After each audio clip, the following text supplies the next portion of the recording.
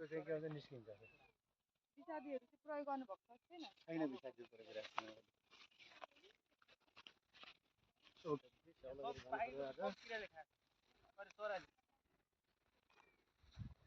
दामी साइजको छ यहाँ त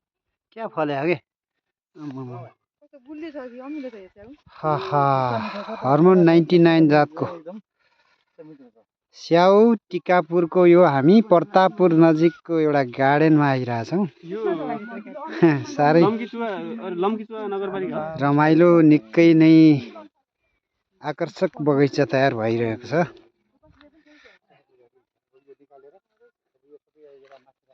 बगैँचा घुम्दा घुम्दै सर थाकेर थुचुक्क बस्दै हुनुहुन्छ